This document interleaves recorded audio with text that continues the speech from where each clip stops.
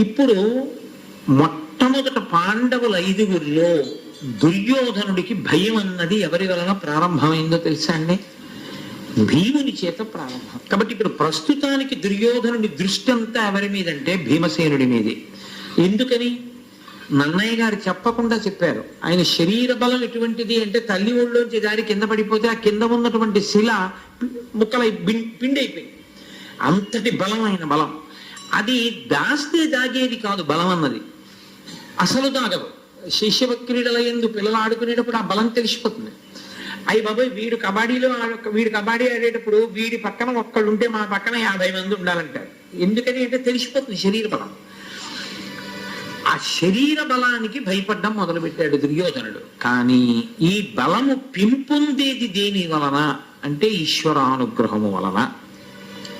ఈశ్వరానుగ్రహము దేని వలన? సద్బుద్ధి వలన. ఎక్కడ దుర్బుద్ధి ఉందో అక్కడ అది నశించడానికి పరమేశ్వరుడు ఏం చేస్తుంటాడంటే సద్బుద్ధి పెంచుతుంటాడు. దుర్యోధనుడు ఎంత ఆగడం చేస్తున్నాడో పాండవుల యొక్క బలం అంత పెరుగుతుంది. కాబట్టి ఇప్పుడు భీముడి గురించి చెప్తూ నన్నయ్య గారు అంటారు, వదలక పెనగి పదుండ్రం 10 ఒక్క పెట్ట పట్టి ధరిత్రించెదర పడవేచి పవనుజుడు అదయుండయి వీపులులియ అందర నీడ్చున్.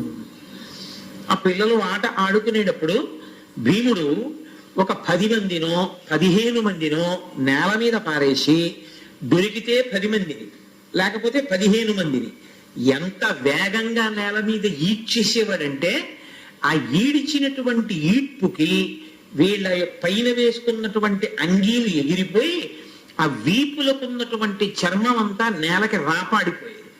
అంత వేగంగా ఈడ్చేసేవాడు. ఇది చూస్తున్న కొద్దీ దుర్యోధనుడికి భయం.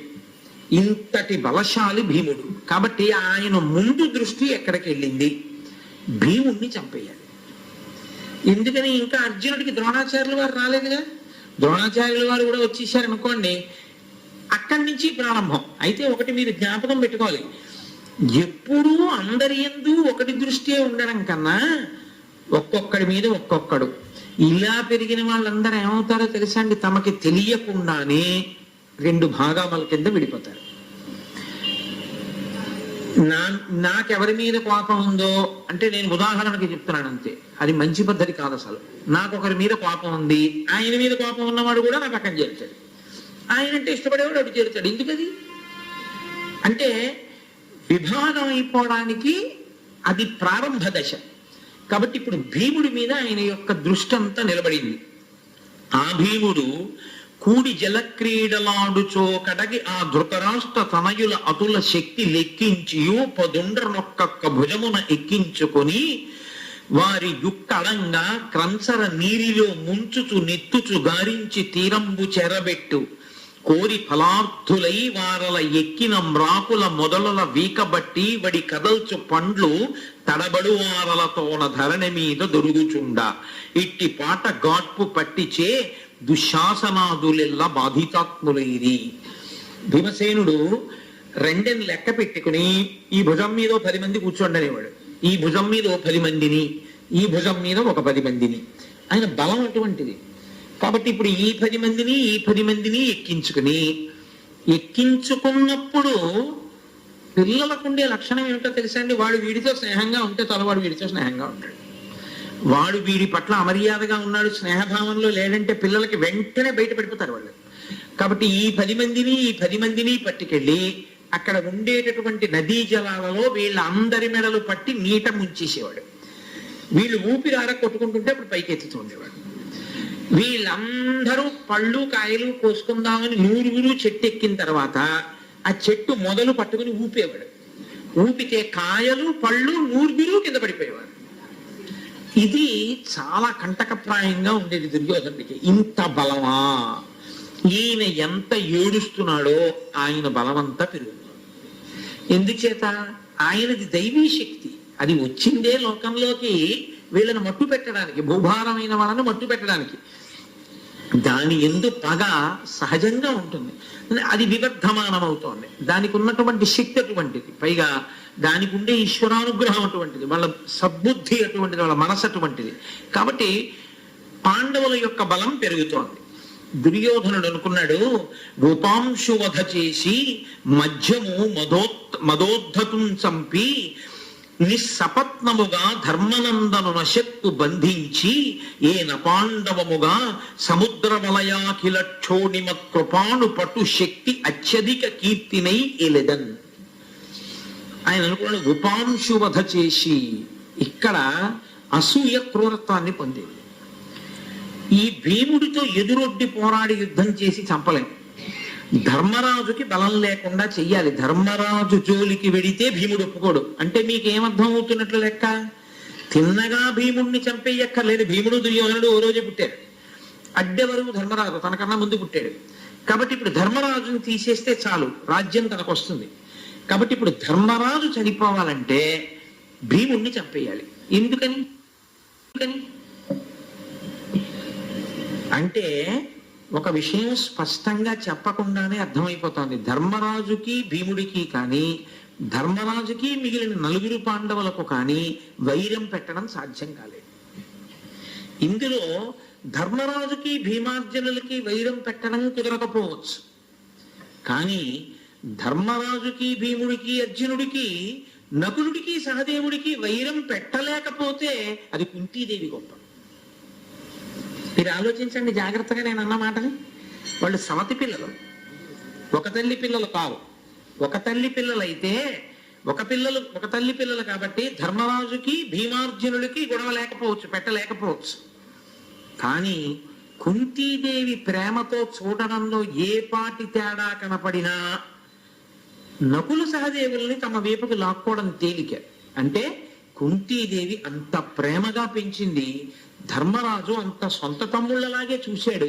వాళ్ళ5 ఒక చేతి వేళ్లలాగే కలిసిపోయాడు. కాబట్టి ఇప్పుడు ధర్మరాజుని తప్పించడం కుదరదు, ధర్మరాజుని బంధించడం కుదరదు. ఇది ఎప్పుడు సాధ్యం? భీముడిని చంపితేనే. ఎప్పుడు భీముడిని చంపేద్దాం అనుకుంటున్నాడు? చిన్ని భీముడిని. ఎవరు? చిన్ని దుర్యోధనుడు.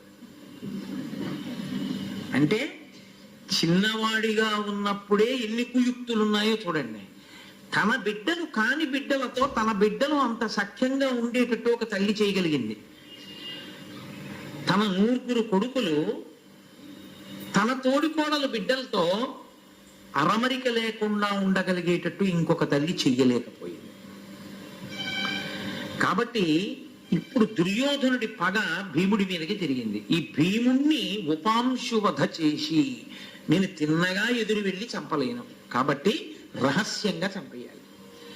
రహస్యంగా అతను ఏమరుపాటుతో ఉన్నప్పుడు చంపేస్తే ఇంకా ధర్మరాజుకి రక్షకులు లేరు. అసలు నిజంగా భారతంలో ధర్మరాజు గారికి రక్షకుడు ఎవరో తెలుసా అండి? అర్జునుడు. అర్జునుడు ధర్మరాజు గారికి ఏదైనా జరిగితే ఆయన ఒప్పుకోడు, గాంధీని వదిలేస్తాడు. అలాంటి అర్జునుడు ఎందుకు రాలేదు ఇంకా లెక్కలోకి అంటే ద్రోణాచార్యులు వారు రాలేదు కాబట్టి. అంటే గురువు గారు వస్తే తప్ప ప్రకాశించినవి కొన్ని ఉంటాయి, గురువు గారి వచ్చిన తర్వాత ప్రకాశించిన ఉంటాయే, దాని ముందు మిగిలినవన్నీ వెలవెలబోవలసిందే. అందుకే అర్జునుడు వచ్చిన తర్వాత ద్రోణుడు వచ్చాక అర్జునుడి ప్రకాశం ముందు భీముడు కూడా తగ్గుతాడు. అంటే బాగా తగ్గుతాడని కాదు, కానీ అర్జునుడి గురించే ఎక్కువగా ప్రకాశం ఉంటుంది. అసలు కురుక్షేత్రం అర్జునుడిని నమ్ముకునే వెళ్ళాడు ధర్మరాజు గారు. కాబట్టి అటువంటి ఆలోచన చేసినటువంటి క్రూరమైన బుద్ధి కలిగినటువంటి దుర్యోధనుడు మనసులు ఇలా మారతాయని ఎవరు తెలుసుకోగలిగారండి? త్రికాలవేది అయినటువంటి వేదవ్యాసుడు. ఒకరోజు వేడుకనొక్కరుండు శతవీర కుమారులతోడ జల్లుబోరాడి జయించి అందర అనంత పరిశ్రమ పరవశ్యముంగూడి ప్రమాణకోటి అనగుండు సమీరణ నందనుండు నీ ఆడక నిద్రపోయి శిశిరానిలముల్ పైవీచుచుండగన్. ఆయన భీమసేనుడు ఒకానొక రోజున ఈ ధృతరాష్ట్రుని యొక్క కుమారులైనటువంటి 9 కలిసి చాలాసేపు ఆటలాడాడు. ఆడి అందులోనే అంతర్భాగం యుద్ధం కూడాను ఎప్పుడు. కాబట్టి వాళ్ళను ఓడించాడు. ఓడించి ఆ అనంత పరిశ్రమ, ఒక్కడే ఇంతమందితో పెనుగులాడడం కదండి, అందుకని బాగా బడలిపోయాడు. బడలిపోయి పారవస్యముంగూడి ఆ బడలికి ఏం చేసిందంటే నిద్ర తెచ్చింది, ఒళ్ళు తెలియనితనాన్ని తెచ్చింది. ప్రమాణకోటి అనగుండు. ప్రమాణకోటి అనబడేటటువంటి ఒక తీర్థమునందు నది ఒడ్డున ఆయన చల్లటి గాలి వేస్తోంది. అసలే అలిసిపోయాడు. దానికి తోడు నది ఒడ్డున చల్లటి గాలి వేస్తోంది. నిద్రకు లక్షణం ఉంటుంది, ఆకలికి ఓ లక్షణం ఉంటుంది. ఆకలికి రుచి తెలియదు, నిద్రకి సుఖం తెలియదు. బాగా ఆకలి వేసింది అనుకోండి, ఆయనకి రుచితో సంబంధమే ఉండదు, తినేస్తాడు. బాగా నిద్ర వచ్చింది అనుకోండి, సుఖంతో సంబంధమే ఉండదు, పరుపు తలగడ అక్కర్లేదు, ఎక్కడైనా పడుకుని నిద్రపోతాడు. అందుకే కష్టజీవులు చూడండి, హాయిగా తలకొంచెం తల కింద పెట్టుకుంటే వాళ్ళు బండరాతి మీదైనా నిద్రపోతారు. సరే, రెండో కోణం నేను చెప్పక్కర్లేదు. కాబట్టి ఆయన బాగా బడలిపోయాడు కాబట్టి చక్కగా చల్లటి గాలి వేస్తోంది, నది మించి నిద్రపోయాడు. ఇప్పుడు చూశాడు దుర్యోధనుడు, ఇదే మనకు అవకాశం. నీటిలో తోస్తే పైకి వచ్చేస్తాడు. కాబట్టి నీటిలో తోసేయకూడదు. ఈ పిల్లవాడిని జాగ్రత్తగా, ఎంత గాఢ నిద్రలో ఉన్నాడంటే ఏం చేస్తున్నాడో తెలియదు, అంత నిద్రపోతున్నాడు. నీటిలో పడేస్తే బయట పడాలి అంటే ఒక్కటే ఆధారం, కాళ్ళు చేతులు పనిచేయాలి. కాళ్ళు చేతులు పనిచేస్తే ఈత కొడతాడు, కొంతసేపు ఈత కొట్టి ఒడ్డుకు వస్తాడు. కాళ్ళు చేతులు కట్టేస్తే పైకి రాడు. తాళ్ళు పెట్టి కట్టేశారనుకోండి, ఇప్పుడు ఇంకా చిన్నతనం కదండి, ఇంకా అంత బాగా అలవాట్లేదు ఇలాంటి విషయాలు. కానీ దుర్యోధనుడు ఆలోచన ఎంత దూరం ఉందో చూడండి. అప్పుడే పడేయడం అంటే పడేస్తారు. పడేసిన తర్వాత రెండు కోణాలు ఉంటాయి. ఏ కారణం చేతనైనా బయటికి వస్తే వీళ్ళు ఉంటారా ఇక? అందుకని పడేసి పారిపోవాలి. పడేసి పారిపోయిన తర్వాత బయటకు వచ్చాడో, సరే వీళ్ళ సంగతి చూద్దాంలే అని ఊరుకుంటాడు. ఆ తర్వాత సంగతి అప్పుడు ఆలోచిద్దాం. ఒకవేళ వీళ్ళు అనుకున్నట్టు చనిపోయాడు అనుకోండి, తాళ్ళలో ఏవో కట్టారనుకోండి, భీష్ముడు ఊరుకుంటాడా? ఎవడు తాళ్ళు కట్టి నీళ్లలో తోశాడని అడుగుతాడు. అప్పుడు వీళ్ళు తట్టుకోగలరా భీష్మాచార్యుల వారి ముందు?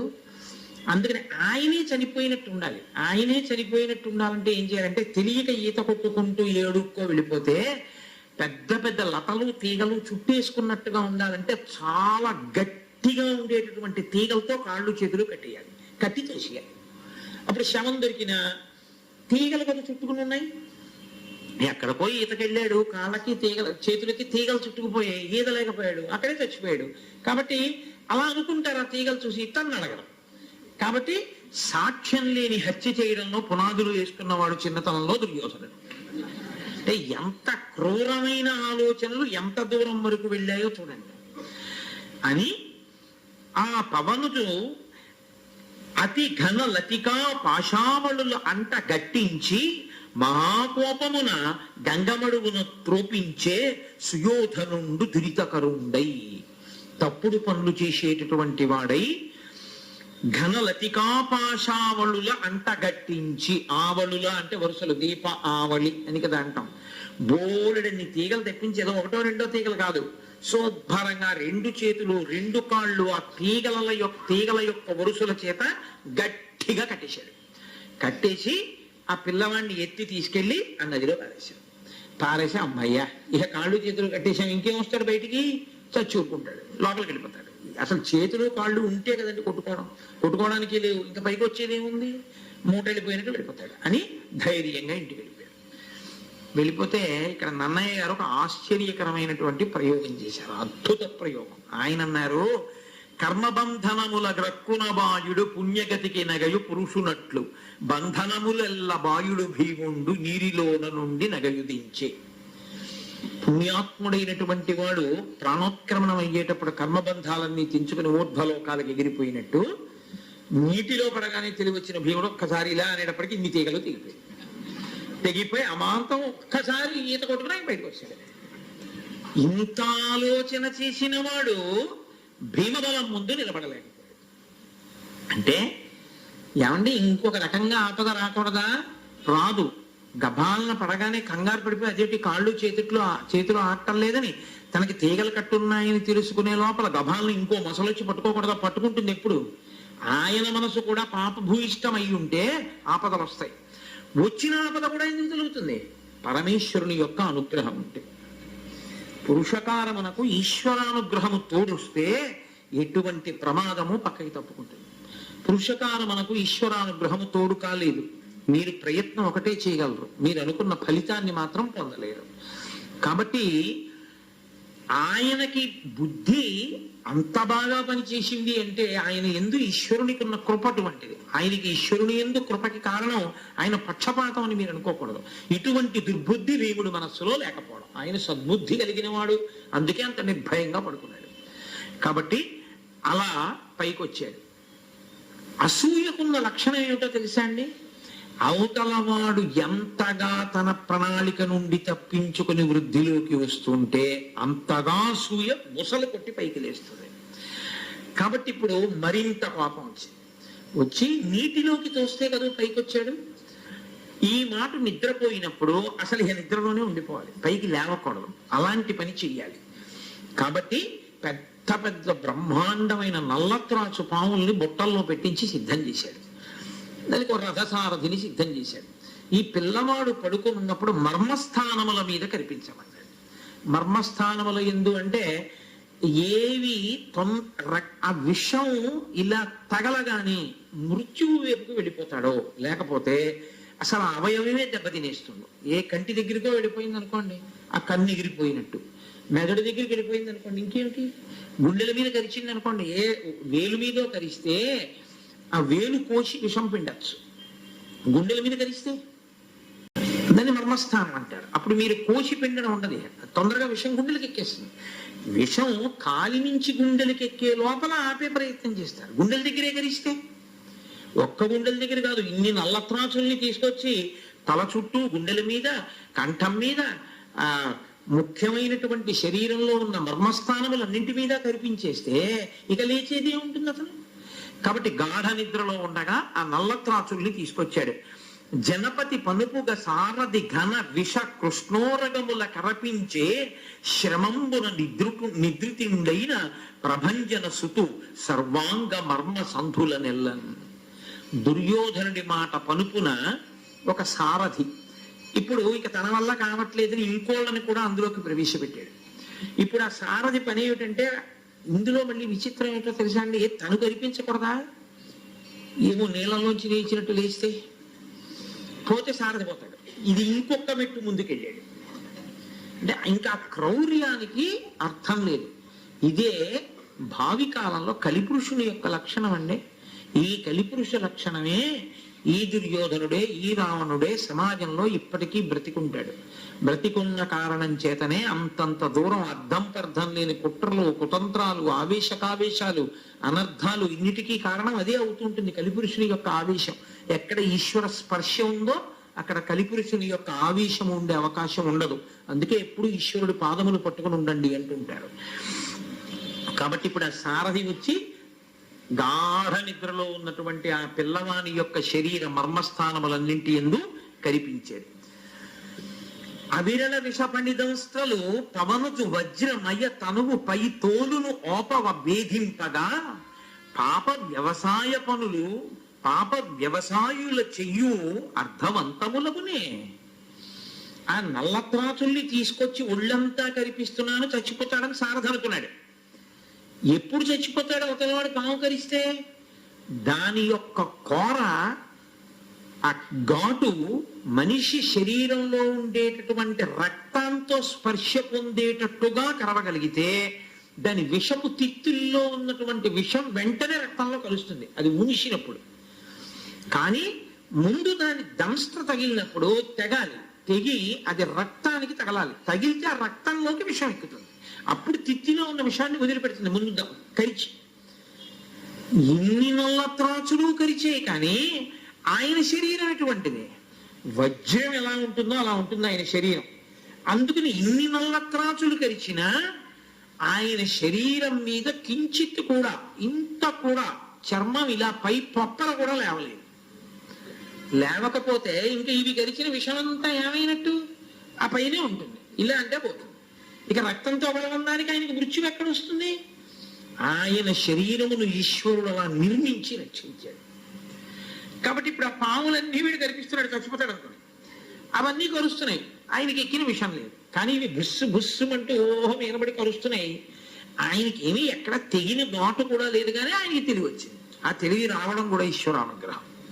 కాబట్టి ఆయనకి తెలివి వచ్చింది. ఆయనకి తెలివి వచ్చి చూశాడు. వెంటనే నన్నయ్య గారు ఎప్పుడూ కూడా మనుష్య జీవితానికి పనికొచ్చేటటువంటి మాట, అద్భుతమైన మాట ఒకటి చెప్తుంటాడు. ఆయన వెంటనే అన్నారు, పాప వ్యవసాయుల చెయ్యులు అర్థవంతములగునే.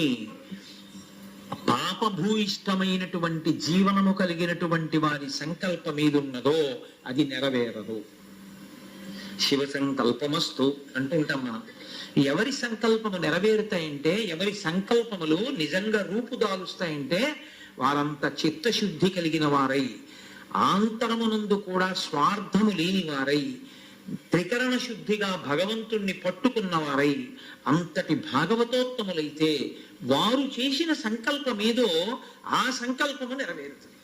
అందుకే మనం చేయకూడదు సంకల్పం.